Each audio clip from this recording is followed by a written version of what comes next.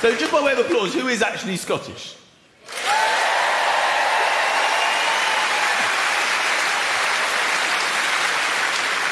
I don't think, seriously, there is anyone more patriotic in the world than the Scots. You are tremendously patriotic. Would you agree with that? Nobody loves Scotland like you, really. It's unbelievable. I love the way that you take things that aren't Scottish and make them Scottish. Like the egg, for example. Now, we all know what eggs are. Some of you may have had eggs today. I had eggs this morning. You've taken the egg, you've put a bit of breadcrumbs on it. That's a Scotch egg. That's our egg, eh? You don't need your English boiled eggs. You've got egg and bread and a handy testicle-shaped snack, eh? What's that you got there? Tape? Put some tartan packaging on that tape. That's Scotch tape.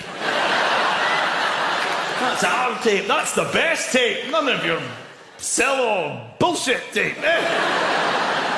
Every morning I wake up. My Braveheart alarm clock. Freedom! That's me up there. A couple of Scotch eggs, juggle them for a bit. Play some hopscotch, why not? Dip them in butterscotch, read the Scotsman. Have a glass of scotch, get on the Flying Scotsman, head down to London, tell them all to piss off. Yeah. Another couple of Scotch eggs. Bit more butterscotch, maybe chat up a Scottish widow on the train. Break into the Royal Bank of Scotland, steal some Scottish money. And after a thorough investigation from Scotland Yard, get off scot-free. Can you imagine a better day? So it's nice to be here. I was told before I came out that there was a gentleman who had to be moved because he couldn't fit into his seat. Now, I said, oh, can you point him out? And they said, oh, you'll see him. Now, I believe your name is Gregor Edmonds, is that right? And you're like the strongest man in history. Would that be correct? Not quite, no. Not quite? There's God, then there's me. Ladies and gentlemen, it's Gregor Edmonds!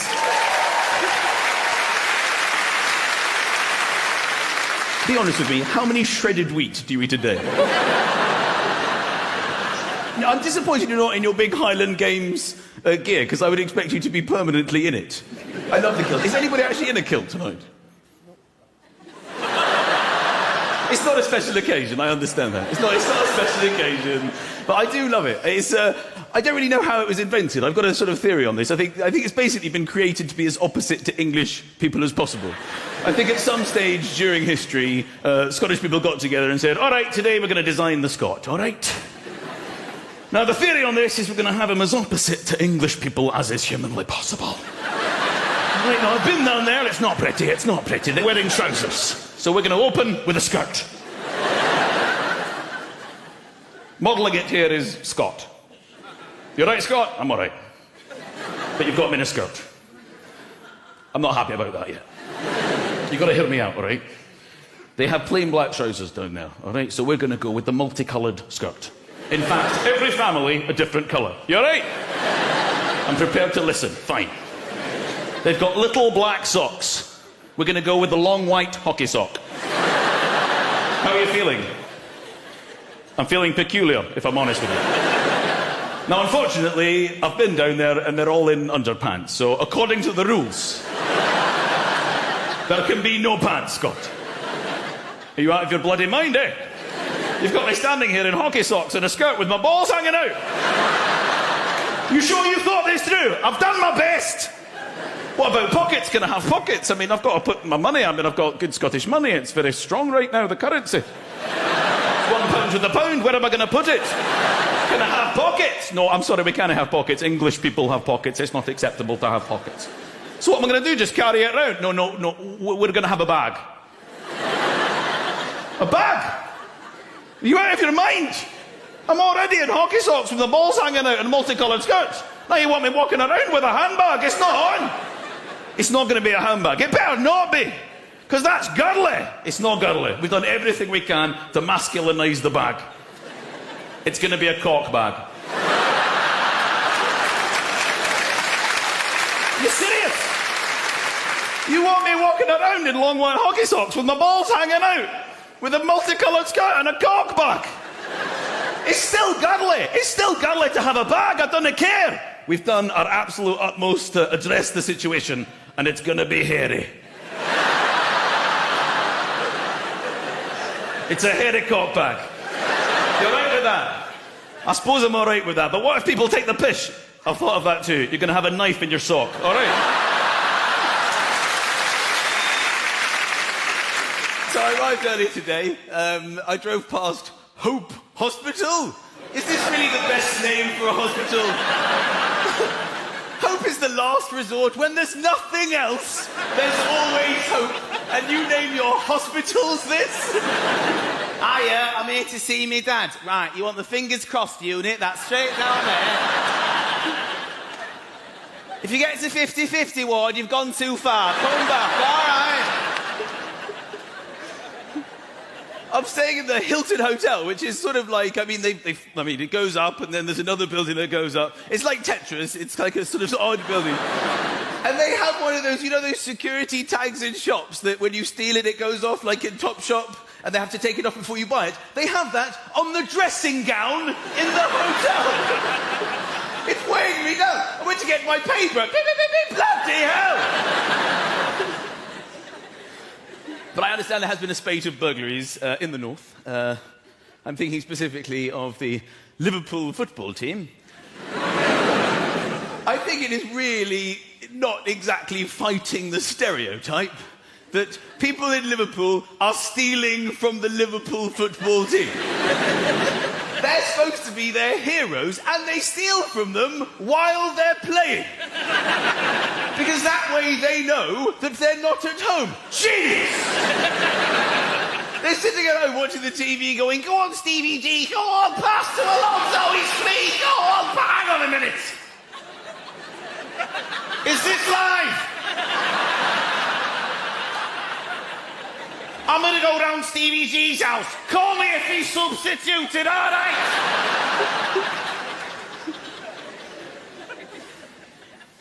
Of course, I don't want to bring up football too much in Manchester, because I know this is a bit of, friction. I don't want to separate people into their teams. I know you're all divided who support. I said to my wife that, they're called Man City and Man United. And it was her, not me, okay, who pointed out they do sound like gay clubs, okay? You can't argue with it. Don't shoot the messenger. Where are you going Saturday? I'm going down Man City, yeah.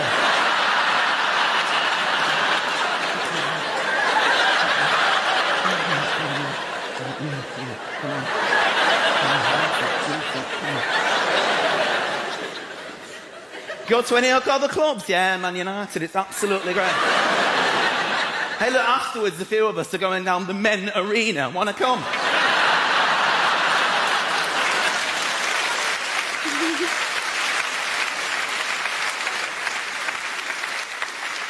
I came up on the train. I was facing backwards, which is never good. You always think, can I cope with facing backwards? When it starts, ooh, I don't want to face backwards.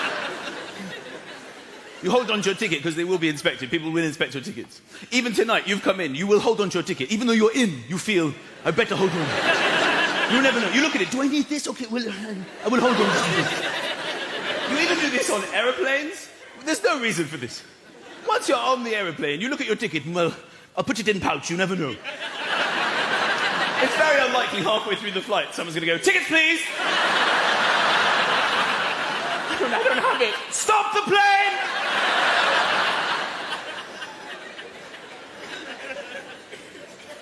We tend to keep ourselves amused on the train by trying to read stations you're not stopping at. Very, very difficult. I think impossible, because they have the name written all the way on the platform, but you can never quite catch it in your memory. Here comes another one. You A, B, something. Did you get it? I didn't get it. But the best way of entertaining yourself is, of course, listening to other people's phone conversations. And I'm coming up, and this bloke gets on the train. He was like an angry-looking sort of businessman. He had a face that was now contorted into being constantly unpleasant. You know when people are just so rude so many times, their face just becomes just angry. And you look at them and you say, that is not a nice person. That is awesome. There is no way anything good can come out of his face. You couldn't imagine, oh, I love you. Can I help you with that bag, darling? So this guy sits down, right? He gets out his phone and he goes, Ian! It was the loudest I've ever heard anybody speak on the show. He went, Ian! Everyone on the carriage was like, who is this Ian? What is happening? People on other carriages going, there is an announcement about Ian. What's going on? I think it was also one of those moments, you know, when a train comes in the opposite direction and everyone momentarily thinks they're going to die. When it's we're not dead. Are we dead? No, we're not. Why don't they warn you? Why don't they come and say, okay, you're not going to die? Now! Oh, okay. So he goes, Ian, it's Dad! I'm on train! In the north, you like to get to the heart of the sentence. I'm on train! Have you got homework? Geography? Right! Do it! And make it neat. And then he hung up the phone. And I think there was a shared feeling on the train of panic for Ian's well-being. What should happen should he smudge into the margin whilst drawing his oxbow lake? We didn't know at this point. But then it sort of settled down. We carried on the train, trying to read the stations, just chilling out. After about 10 minutes, he swore to himself. He wasn't even on the phone. He just went, shit! And everyone was on the phone. He's not on the phone! Is he on the phone? He's mad! The man's insane! He picked up the phone and went, Ian, it's Dad again. I've taken the wrong bloody train! It's the most satisfying moment. How are you getting on with your geography? Finish it, and I'll check it. And he hung up the phone, and this woman just said, excuse me, love, you're currently travelling in the wrong direction. I think you need to concentrate more on your own geography. All right. A brilliant moment. I've been here a couple of days. It's been nice. Hasn't it been lovely? Hasn't it been lovely? Hasn't it been lovely? People are talking how nice. It looks very nice. But it feels very cold. And people have been confused by this. People are starting to eat outside. It's too early to eat outside. People are sitting there, it's nice out here, isn't it? It's quite warm when you put your face in it.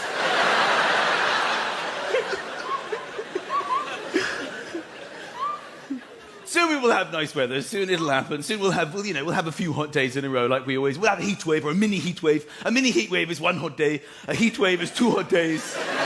And then we get carried away. We start competing with other nations. We think we live in some kind of a global paradise. We forget everything that's gone before.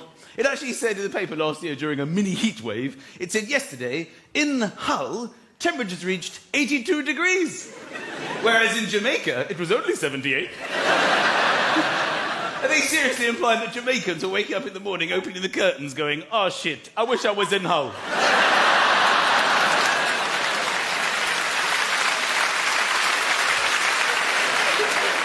Then we are punished. Every time we have a few hot days, we get punished by big thunderstorms. It's like God has realised his mistake. What did I do? Give them nice weather. Punish them!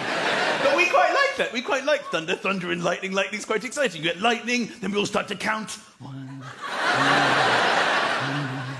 2, 3, 4. 5! It's 5 miles! The storm is 5 miles from here, this destination! We feel like we're on a ship in the middle of the ocean. 5 miles! More lightning. 1, 2. It's coming! You actually want it to come towards you. You want to be struck by lightning. How boring is our lives that we get depressed when it's moving away. It's over. We won't be struck by lightning. Of course, discussing weather in Birmingham is dangerous because I know you all live in fear of tornado. I know. I know that tornado could strike at any time in Birmingham. You have had the occasional tornado that happens to strike maybe 1 or 2 houses at a time. I remember the tornado that it hit one house, okay? You had a tornado, hit just one guy. I saw him it was the end bit on the news. You know the fun bit, the news nugget? And here's a funny story. A tornado has hit one house in Birmingham. And there was this bloke standing outside it, and it was the same time as Hurricane Katrina, a proper wind-based disaster. And he's standing outside. What about me? Eh? What about me? The whole world's focusing on America. What about me? What about Tornado Teddy? He'd named it himself. I heard that he was trying out a new hairdryer at the exact moment that the tornado struck. Can you imagine what that would do to your mind? Look, darling, I've just purchased the new Beverly's 500 from Argos. They told me it was the most powerful hairdryer in the entire world. You going to try it out, love? I'm going to try it out right now. Bloody hell! The news stop! I'm taking it back! Collection point B! Get the receipt! I'm going to move over here because I do understand that we have some Birmingham City footballers in this vicinity.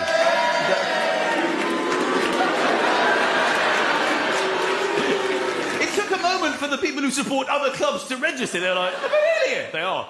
Boo! Football really brings the best out of people, doesn't it? You, sir, I believe you play for Birmingham City. Are you a name that's hard to pronounce? Depends. Are you Frank Cadrew? Yes. It's Frank Cadrew, ladies and gentlemen. Well done, sir. I've read your bio, Frank. You are a dead ball specialist. Apparently, when the ball is alive in any way, you're useless. But once the ball is dead... I'm here to play! Kills the ball! I'm wonderful! The ball is moving! I am not functioning! I cannot do it! Stop it! I am wonderful again!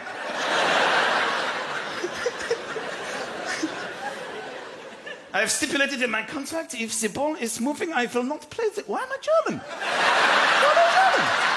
I went German! You're French. You're French. Ah, bonjour, French, bonjour. When English people don't speak French, they go, do you speak French? They go, un peu. That's all we do. Un peu. We've only learned un peu. Oh, and we know, où est le gars? Have you hidden the stations from us? I love French people. I love the way that they, when they're trying to think of the next word, they make a noise continuously. They go, je voudrais, poisson, où est le gars? I think they're worried about being interrupted. Whereas in England, we don't do this. We don't go, I would like, some toast, and some fish. It's a strange breakfast. That's how you know French people are awake. They just wake up. Wake up. Sometimes they'll be hoovering, and the hoover is not plugged in, but they don't know for hours.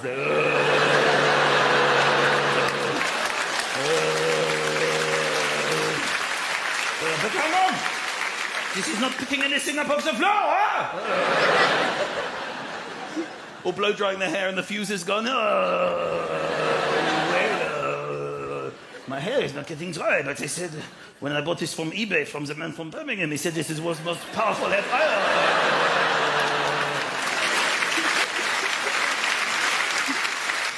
Thank you for coming.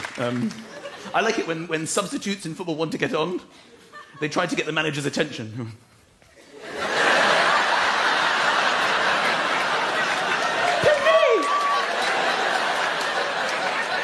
I can play, I can sing, I can dance. Come on!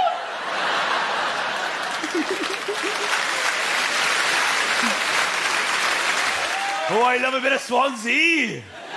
I tell you, I drove right past Cardiff. Not having any of that, no. Yes, I said much the same thing to them. I changed a couple of the words. But anyway, it's not Cardiff, it's Cardiff anyway. Cardiff. Apparently double D is pronounced. Do you have girls in bra shops going, got a 32?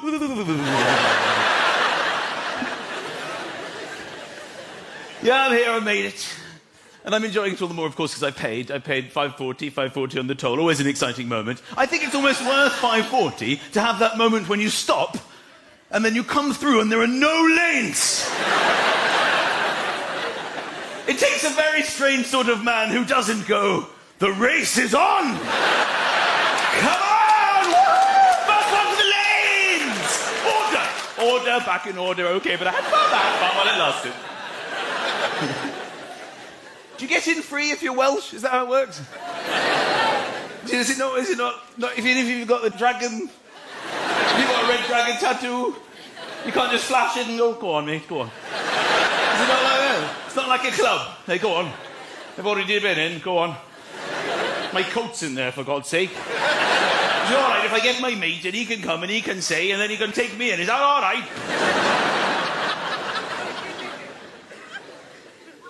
Bread of heaven, bread of heaven.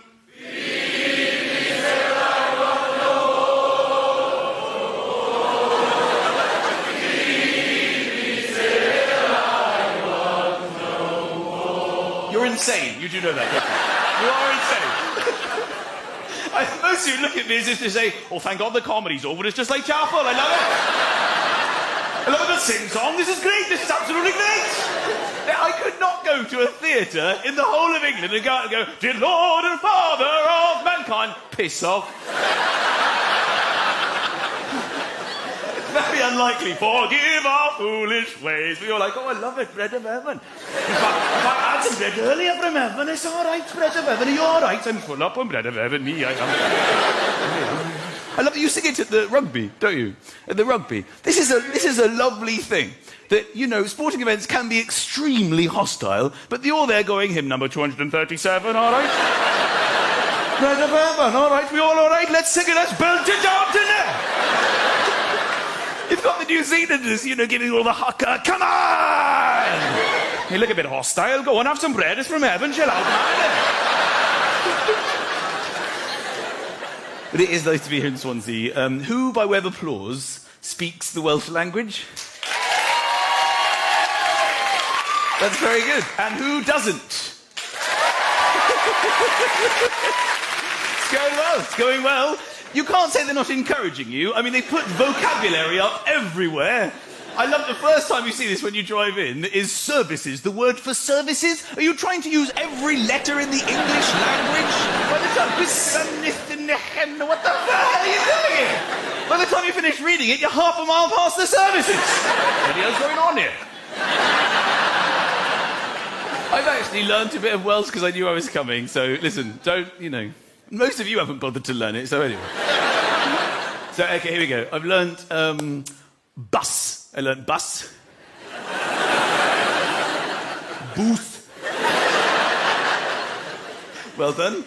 That's BWS, I believe. You've basically looked at bus and you thought, we're not having that. No way. I think surely we can come up with our own word for bus. What have they got? One U? Let's go for a W. It's twice as good as that, eh? Boost!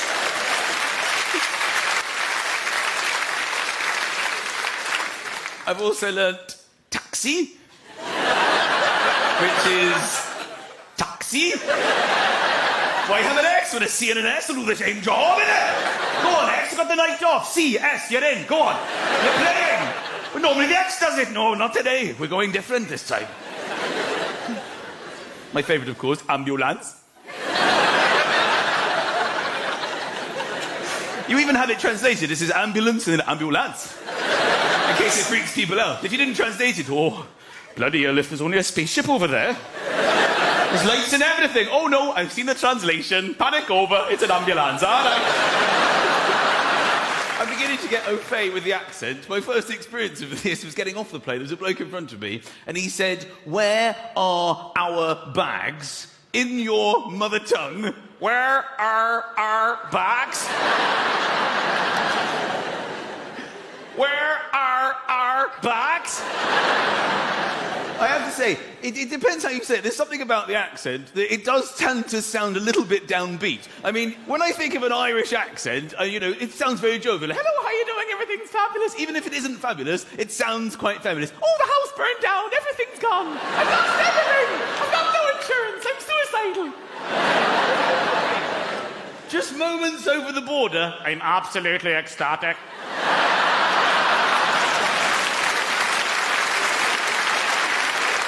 I've never been happier in my entire life.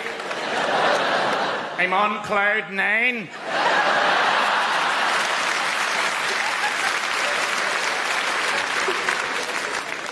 I'm staying at the Europa Hotel. That's exciting. My TV didn't work, so I phoned down to reception. I said, I'm having a few troubles with my TV. And the woman on reception went, you don't know the meaning of troubles.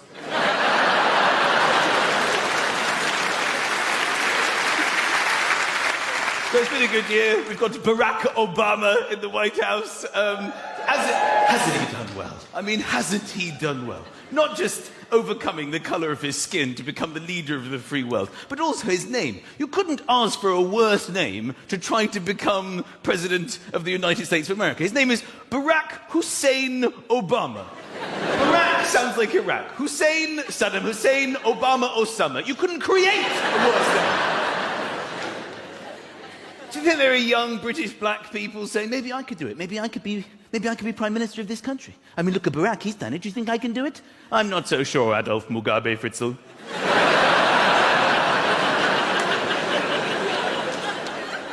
I've been told that there's a footballing legend in our ranks. Jerry Armstrong! There he is! Footballing legend. Feel the love in the room for Jerry Armstrong. How are you, Jerry? Good. Yeah. I like football. I know I don't look like the kind or sound like the kind of person who goes to football. You're not singing anymore! I actually went to the football and I supported my team. I don't want to bring up my team because obviously it makes people not like me. But they separate the fans. So I was with my fans and there was a bloke from the other team and he was sitting with us and he stood up and he just went, "Come on in! Who wants some?" He had no teeth and a face covered in tattoos, all right? Which confirmed his allegiance was not with our team. And he just went, "Come on, one of you must want some!" And I think in unison, it was about 39,000 people just went, "I don't want some, do you want some? I'm not sure. Is anybody on the road? Do you want some?" "No, I don't want some at all. Have you seen this man? I don't want any." And then people started complaining to the stewards. "There's a man over there, and he's the one with tattoos and no teeth. He wants some. Will you tell him to go?" "What am I going to do? Throw my bib on his head? He's scaring me." And he kept saying, "One of you must want it. Who wants some?" It was absolutely terrifying. And then after about 10 minutes, this bloke just stood up and went, "I'll have some." And we were all relieved. There was a moment, thank God, a hero in our ranks. And people were standing up for him, good luck, good luck. He's walking along the thing, "I'll soon give him some. I'll take him down. Good luck, good luck, good luck. I'll soon have him, I'll soon have him." "Excuse me, mate, yes! Do you want some?" "I'll have some." At this point, I still didn't know for sure they were fighting. I didn't know if he was just offering him biscuits or something. "You want some? I'll have one. I'm on a diet." And then the bloke with tattoos and no teeth, he went, "Me and you. Outside. Me and you." I think even you could see a flicker in his eyes that said, "I've made a mistake here." But he carried on. He went, "Yeah, because I'll soon have you.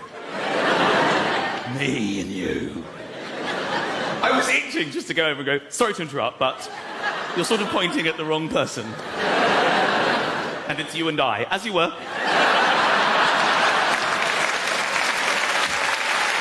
So this is Brighton and Hove, actually. Is that right? You know you've got the Sea Life Centre and Harry Ramsden next to each other. I love that. Is the brochure from the Sea Life Centre the menu from Harry Ramsden? Is that how it works? So I've just had a holiday. It's always exciting to go on holiday. People now start thinking about their holidays. People are like, "Are you going anywhere nice this summer? You going to go anywhere nice?" It's kind of a stupid question. "No, I'm going to lock myself in the downstairs loo." Of course I'm going somewhere nice. We like to go away for 2 weeks. That's the sort of standard. 2 weeks. You're going away 2 weeks. 2 weeks. But we don't really want to go away for 2 weeks. We come back after 2 weeks. People say, "Do you have a nice holiday?" "Oh, it's lovely, yes. The weather was good. The hotel was lovely." "How long you go for?" 2 weeks. 10 days would have been enough. After 10 days, you would just want to get back to your shit life, don't you? It's very difficult to book a holiday nowadays because everything is reviewed now on the internet, which leads to huge big problems when you're making any kind of purchase, especially a major one like a holiday. I mean, literally everything, like toasters are reviewed on Amazon. Who are these people? Who are these people? You want to buy a toaster, you go online, you start reading people's reviews on toasters.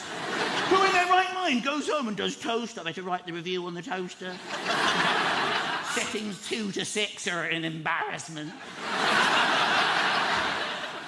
What kind of a pop do you call that? I couldn't grab it. I had to risk my life and do it with a knife. It's a fun moment, isn't it, when you think, I've heard rumours of death if you try this, but I'm going to do it! So the problem with booking a holiday is this website called TripAdvisor. If you've been anywhere near it, you'll know what I'm talking about. Basically, this website reviews every single hotel in the world, which is a good thing, I suppose, except for the fact it means that every single hotel in the world has received at least one terrible review. And it's only those reviews that you believe, which makes it very difficult for you to decide on anywhere to go on holiday. First of all, who in their right mind is writing these reviews? I mean, seriously, who goes on holiday, comes home, unpacks, and just goes, right, now for the review. I felt the towels were very coarse on my skin, not what you'd expect from a 4-star establishment, which is why I've given it 3 stars after much deliberation. 2 ice cubes and a Diet Coke, unacceptable in capitals. And you read these and you take them seriously. You think, oh, I don't know about the Coke in this place. The Diet Coke sounds really bad. The towels might scratch. Should we go to this place with the scratching towels? And then you find one you like, and it looks amazing. Big 5-star reviews, 5-star, 5-star. Paradise, it says. Paradise, heaven. The best hotel you'd ever stay in. Oh, it was just the most miraculous 2 weeks of our lives. We were picked up from the airport on a unicorn. Flew us to our destination, which was so wonderfully beautiful. The beds were so comfortable. The fish would just come up and sacrifice themselves on the plate. The kids' club was so good. We left 2 of our children. It's a better life for them. They're happier. And you're sitting at home and you think, I think this is it, darling. This is the one we should go to. Everybody loves this hotel, but you keep searching and you'll find it. Page 36, 1 star, the waiter slapped my wife in the face. Ha! There it is. They've got slapping waiters. We can't go there. You'll be slapped all day. But anyway, you finally make a decision. We went on holiday. It was nice, you know, a bit dramatic going on holiday. Trying to park at the airport is very stressful. Not if you do things according to plan, but men like to think that we've got things covered, like remembering where the car is parked. We like to... Basically, you park in zone and row. And the zone is alphabet, and the row is numbers. And we parked in C3. And I thought, I'm never going to forget that. Because of C3PO. It's Star Wars. My wife said, you're going to write that down? I will never forget C3PO. I've got it in my mind. 2 weeks later, she's like, where do we park? R2. No, D2. Is there an X-wing? I can't remember. So we lost the car.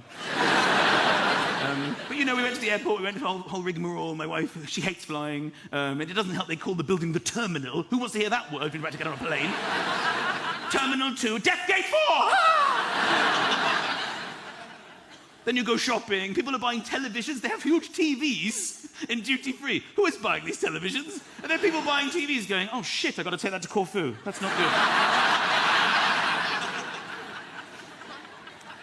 So we had a holiday, and I have to say it was really lovely. We went half board, which is basically something you do to get a cheaper holiday. You sacrifice a meal in the day. You start to convince yourself that you don't need lunch, despite the fact you've been living most of your life with lunch in the middle of the day. You decide, to get a lower price, let's not have lunch. We're never hungry when we're hot. Anyway, you start lying to yourself. And of course, what it means is that you spend 2 weeks stealing from breakfast to get you through the day. You're sitting at breakfast, you've travelled across the whole world, you've spent unbelievable sums of money, you're sitting there going, is the waiter looking? No. Grab croissant! Grab croissant! Okay, go. Hello, see you later. Hello, yes, goodbye, goodbye, hello, goodbye. Every day my children are like, I'm hungry, what's for lunch? Hot yogurt and pain au chocolat. It's all I can get my hands on. On the last day, the waiter actually caught us, came over, slapped my wife in the face. Couldn't believe it.